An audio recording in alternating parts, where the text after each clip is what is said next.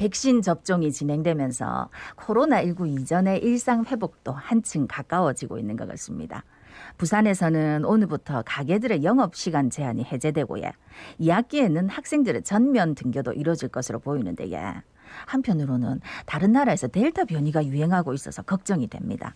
오늘은 부산의 코로나19 상황과 델타 변이에 대해서 자세히 알아보겠습니다. 예, 동아대 감염내과 정동식 교수 전화 연결됐습니다. 교수님 안녕하십니까? 안녕하십니까?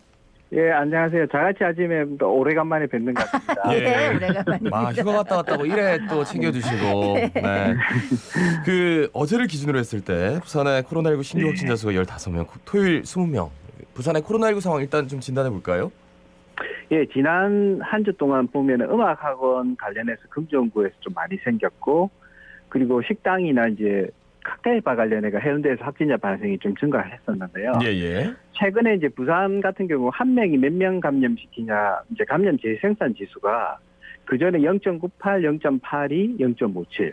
그러니까 1 이하로도 점차 감소하고 있는 추세라서 아마도 이제 급격한 확진자 증가는 있지 않을 가능성이 많을 걸로 보이긴 한데 예. 그래도 여전히 이제 한 주 동안 감염 경로 불명 확진자 수가 최근에 22분인데 그 전주에가 21명이었거든요. 네네. 그리고 비율도 22.7% 정도 유지하고 있어서 확진자 발생 추세는 지금 비슷하게 생길 걸로 예상이 되는데 향후에 이제 지금 7월 1일부터는 새로운 거리두기 단계도 적용이 되고, 그리고 여름 비세철을 맞아가서 이제 다른 지방이나 수도권 인구가 부산으로 많이 들어올 수가 있어서, 예. 이로 인해서 이제 생길 수 있는 감염 증가의 우려는 여전히 좀 있습니다. 근데 뭐 부산의 백신 접종률이 지금 광역시 중에서는 32% 정도로 가장 높거든요. 예. 그리고 고령층에서 접종률이 거의 한 7, 80% 이상 좀 올라가고 있어서 그래도 뭐 중증 발생의 우려나 이제 사망률은 더 낮아질 수 있을 것으로 이제 보고 있습니다. 네. 아니 뭐 감염 재생산 지수가 0.56까지 내려갔다니까 참 반가운 일이기는 한데 예. 근데 지난 16일에 확진된 유증상자 조사를 하는 과정에서 가족이 이용한 사상 운동시설을 통해서 전파가 확인됐다는데 이러면 조금 걱정되는 부분인데 어떻습니까? 네, 아마 지난 수요일 16일에 이제 확진된 분이 운동시설을 이용했대서 아마 역학조사 중에 예. 그 운동시설 이용하신 분 4분이 아마 추가로 발생돼서 총 이용자가 한 194명 정도라거든요. 예. 그래서 이분들도 지금 검사를 해서 추가 검사 결과가 아마 오늘 중으로 또 나올 걸로 보이는데, 근데 이제 운동시설 같은 경우는 사실 호흡을 가쁘게 숨을 쉴 수밖에 없기 때문에 그렇죠. 이 코나 입 밖으로 이제 혹시 감염된 분들이라면 바이러스가 나오기 쉽기 때문에 이제 특히 환기가 잘 되는 환경이 제일 중요하고요. 예. 그리고 또 운동 이용하시는 분이 마스크를 쓴다든지 또 손소독을 잘하는 이런 부분들이 필요합니다. 그 전에 금정구 음악학원에서도 관련 누적 확진자가 34분이 발생했는데 이런 학원들도 환기가 잘 되고 있는지 좀 봐야 됩니다. 그래서 청취자 여러분 중에서 또 학원이나 또는 실내 시설 여러 가지를 운영하는 분들이 많으실 텐데 이제 환기가 잘 되도록 일부 창문을 다 이제 덥다고 에어컨 걸고 다 닫기보다는 일부 창문을 좀 열어준다든지 또는 1시간에 4번에서 6번 이상 환기를 좀 하고 이런 방역 수칙을 잘 점검하는 게 아주 예방에 도움이 될 것 같습니다. 예. 일단 오늘부터죠. 부산의 식당, 카페, 뭐 유흥시설 영업 시간 제한이 이제 없어집니다. 그러니까 24시간 영업이 가능해지는데 사실 뭐 전문이기 때문에 정동식 교수님 같은 경우에는 좀 우려하는 부분도 있을 것 같아요. 어떻게 보세요? 정확합니다.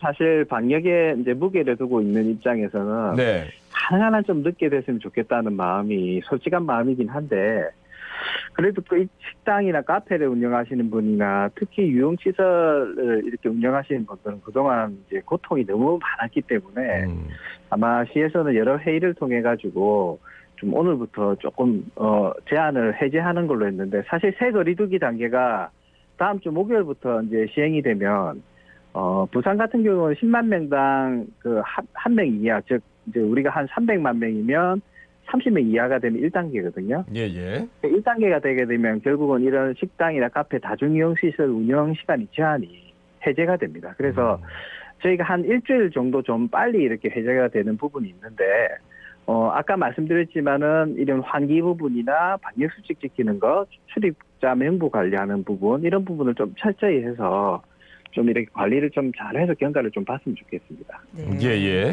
그리고 또 부산 같은 경우에 사우나하고 찜질방 이런 운영 제한도 예. 풀리는데 뭐 어떻게 좀 안전하게 여기를 이용할 수 있을까요? 예, 타시 도입해가지고 이제 부산 경우에는 이쪽에서 이제 확진자가 많이 생기면서 사우나 찜질방 이용 금지가 상당히 오랫동안 금지가 됐는데 예. 아무래도 이제 이용해 보시면 아시겠지만 이 좁은 공간에서 사우나하고 찜질방이 운영이 되잖아요. 네. 예. 그래서 환기가 거의 안 되기 때문에 가능한 한 이제 이용자분들은 증상이 있는 분들은 좀 피하시고 제가 보기에는 백신을 좀 접종하신 분들이 좀 이용하시면 어떨까 좀 마음이 있는데 예. 어쨌든 이제 코로나 증상이 있는 분들은 뭐 가능한 한 이런 목욕탕이나 이용하는 것도 좀 조심하셔야 되고 검사를 하러 먼저 검사 음성이면 하시는 게 좋지만 어쨌든 좀 조심해서 이렇게 운영이 된다면 여기에도 큰 문제가 없지 않을까 싶습니다.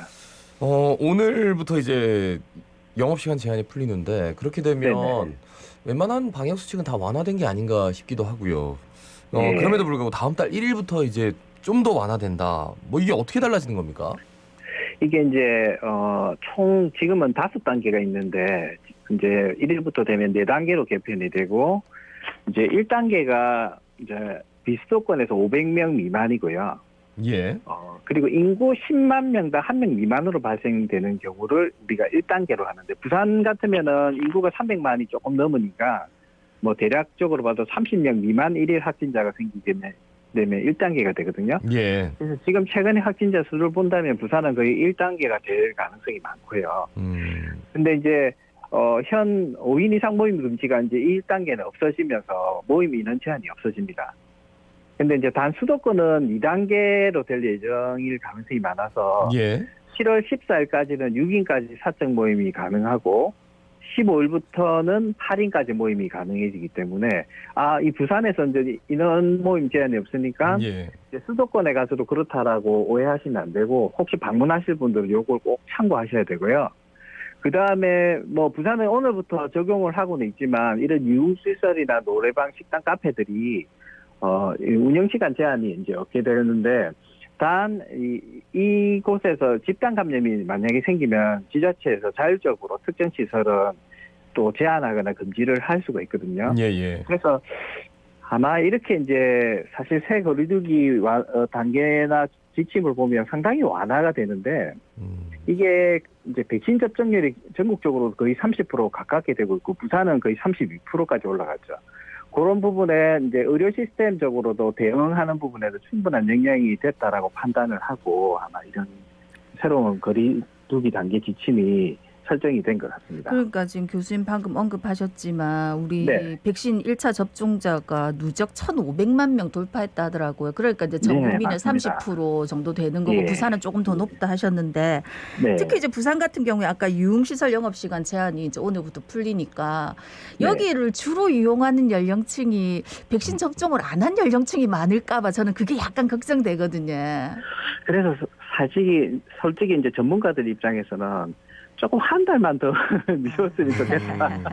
예. 아무래도 이제 접종 속도가 있으니까. 그죠? 예, 7월 중에 그런 분들의 접종률이 상당히 올라갈 가능성이 많기 때문에 예. 그런 마음이긴 하지만 또 이렇게 여러 가지를 고려해서 이제 결정이 됐기 때문에 이 결정된 상황에서는 사실은 또 열심히 또 관리를 해야 되겠죠. 사실 이제 백신 접종도 2분기 6월까지 1,200에서 1,300만 예정이거든요. 예. 그런데 이제 거의 뭐 모든 국민들도 많이 접종해 주시고 특히 이제 병의원에서 위탁 그 의료기관으로 해서 접종이 이루어지면서 크게 올라갔습니다. 예. 그래서 저희 나라의 독감 접종 시스템 근간이 거의 이런 병의원이 주 역할을 하는데 이쪽에 계신 분들이 너무 수고해 주셔서 우리 그 병의원 의료기관 종사자분들께 참 감사하다는 말씀을 드리고 싶습니다. 예.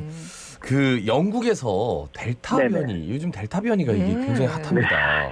갑자기 델타라는 말이 많이 나오죠. 근데 이제 성인 30% 1차 접종을 마쳤는데 3차 유행이 진행 중이다. 이건 어떻게 봐야 될까요? 근데 이제 정확하게 하면은 영국의 이제 백신 1차 접종률이 거의 80%까지 육박을 했거든요. 예. 그리고 2차 접종, 그러니까 접종 완료된 분도 거의 한 반 정도 인구가 50% 정도가 이제 접종이 이루어졌는데도 최근에 델타 변이 바이러스로 확산이 돼서 사람들이 뭐 시민분들이 접종해도 효과가 없는 거 아니냐라고 오해를 하시는데 근데 대부분의 확진자의 60%가 이 델타 변이가 발생이 되지만 거의 미접종자에서 이제 활동하고 모임이 많았던 미접종자에서 한 90%가 발생하고 있거든요.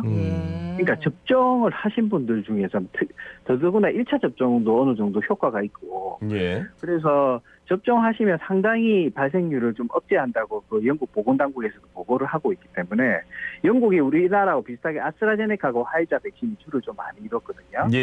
그래서 아무래도 이제 백신에 대한 효과의 우려도 있지만은 아직은 백신을 접종함으로 인해서 델타 바이러스에 대한 예방 효과도 있기 때문에 본인이 접종 대상자가 되시면 망설이지 마시고 접종을 빨리 하시는 게 제일 좋은 방법일 거예요. 그럼 교수님 영국에서 지금 하루에 뭐 10,000명에 육박한다 하는 그 사람들은 안 맞은 사람들에서 주로 나온다는 얘기입니까? 그렇죠. 90%가 접종이 안 맞은 분들에서 나오고 있습니다. 왜냐하면 분위기가 접종률이 많이 올라가니까 젊은 활동력이 많은 분들이 많이 다니게 되니까 그분들 안에서 지금 많이 유행을 하고 있는 거죠. 그래서 우리나라도 좀 그런 부분들이 조금 우려가 되는 부분이라서 좀 잘 봐야 될 부분입니다. 말씀 여기까지 듣습니다. 고맙습니다. 고맙습니다. 수고하십시오. 지금까지 동아대 감염내과 정동식 교수였습니다.